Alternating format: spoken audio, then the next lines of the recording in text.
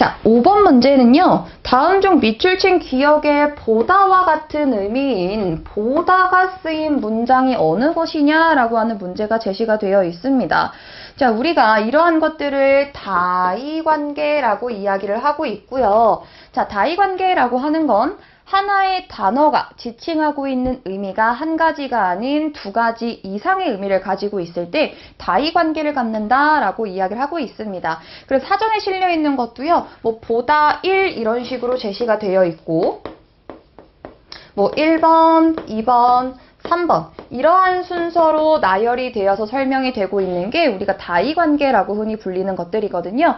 자, 역시나 마찬가지 여기서 보다라고 하는 의미, 이 단어가 사용되고 있는 거와 정확하게 일치하는 단어를 밑에서 찾아주셔야 되는데요.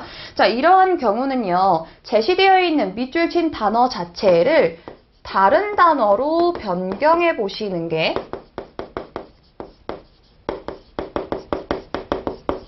훨씬 더 우리가 문제를 빨리 풀 수 있고 정확하게 풀 수 있는 효율적인 방법이라고 봐주시면 되겠습니다. 자, 여기서 보면은요. 맞선을 본 남편과 몇 달 만에 결혼을 했습니다. 여기서의 보다의 의미를 따져보자면 맞선이라고 하는 목적을 가지고 만나게 되었다라는 거죠. 자, 목적을 가지고 누군가의 만남을 가지다라고 하는 기본적으로 목적을 가지고 만나다라는 단어를 이쪽에 넣어주시면 되겠습니다. 그러면 나머지 보기에 우리가 만나다라고 하는 단어를 집어 넣었을 때 가장 정확하게 맞아 떨어지는 게 바로 정답이라고 볼 수가 있을 텐데요. 자, 1번을 보시면 길순이 부부는 아이를 만나서 봐줄 사람을 구했다. 돌보다라고 하는 의미가 강하기 때문에 1번은 적절하지 않다라고 볼 수가 있고요. 자, 지금 나 좀 잠깐 만나볼 수 있는지 한번 물어봐 줄래? 라고 했을 때 여기서의 만나다의 의미가 가장 강하게 들어가겠죠. 지금 나 좀 잠깐 만나볼 수 있는지 물어봐 줄래? 가장 적절한 정답이 되겠죠.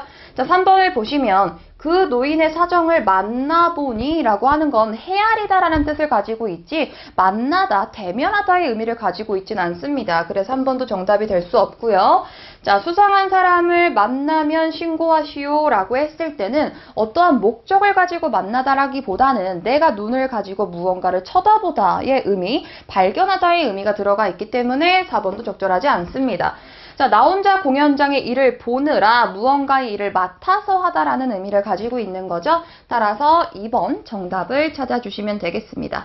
자, 이러한 식으로 다른 단어로 바꿔서 대입을 시켰을 때 우리가 조금 더 쉽게 답을 찾을 수 있다라고 하는 것들을 염두에 두시고 문제를 풀면 좋겠습니다.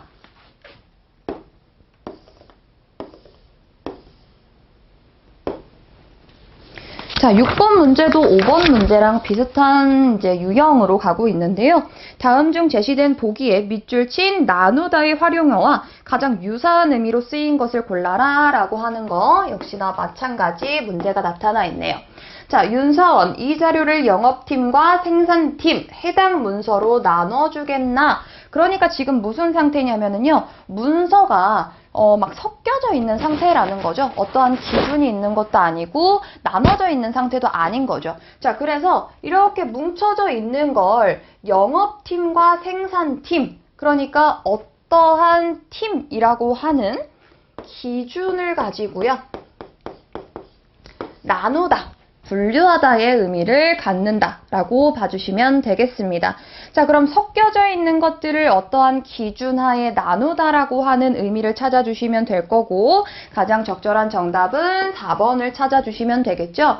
자, 우리는 고향이 서울인 사람과 서울 외 지역인 사람들로 나눌 거예요. 그러니까 나누기 전에는 이 고향이 서울인 사람 그리고 서울이 아닌 사람들이 지금 섞여 있는 상황입니다. 그래서 이 고향이라고 하는 기준을 가지고 나눴다. 따라서 4번이 가장 유사한 정답이다라고 볼 수 있겠습니다.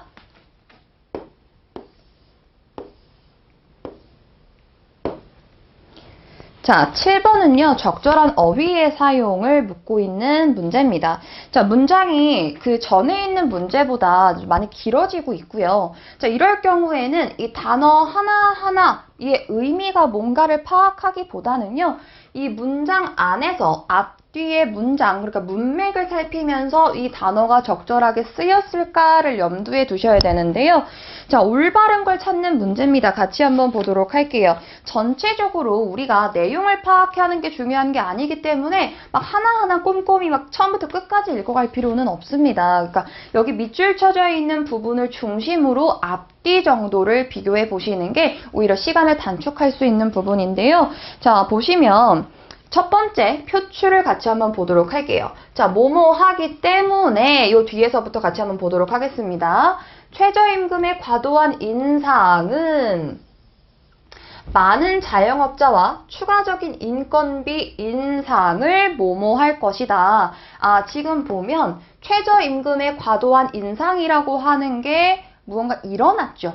자, 그렇기 때문에 많은 자영업자의 추가적인 인건비 인상이라고 하는 결과를 자아내게 되었다라는 거죠. 그러니까 앞에 있는 이 임금의 인상은 원인이 되는 거고요. 뒤에 있는 문장은 우리가 결과라고 볼 수가 있습니다. 자, 그래서 원인과 결과에 따라서 무언가가 나타나게 되었다라고 하는 건 표출하다, 드러내다라는 뜻이기 때문에 초래하다라고 하는 단어로 인과관계를 밝혀줄 수 있는 단어로 교체를 해주시는 게 적절하다라고 볼 수가 있겠네요. 자, 좀 더 보면은요. 자, 이것은 최저임금위원회 심의 과정에서 지속적으로 논의된 사안이며 급박한 최저임금 인상에 대한, 그러니까 전에는 최저임금이 얼마였는데 인상되었다. 무언가의 변화가 생겼다라는 거죠. 자, 그래서 급박하다라고 하는 건 전혀 여유가 없다, 뭐 빡빡하다 이러한 의미를 가지고 있기 때문에 변화의 의미를 가지고 있는 단어는 아닙니다. 자, 그래서 우리가 변화의 움직임이 급하다라고 하는 단어인 급격한이라고 하는 급격의 단어로 바꿔주시는 게 적절한 표현이라고 볼 수가 있겠네요.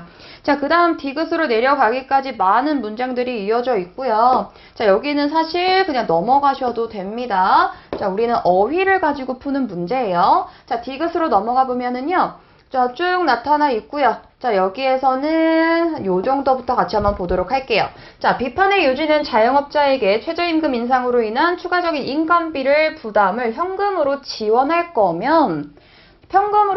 할 거면 최저임금을 덜 올리고 현금 지원 예산으로 현금을 지원하는 걸로 근로장려 세제를 축소하는 게 아니라 자영업자의 부담들을 줄여주면서 많이 지원할 수 있는 방안을 이야기하고 있는 거기 때문에 축소하는 게 아니라 확대한다, 더욱더 펼쳐나간다, 범위를 넓히다의 의미를 사용해 주셔야 되겠습니다.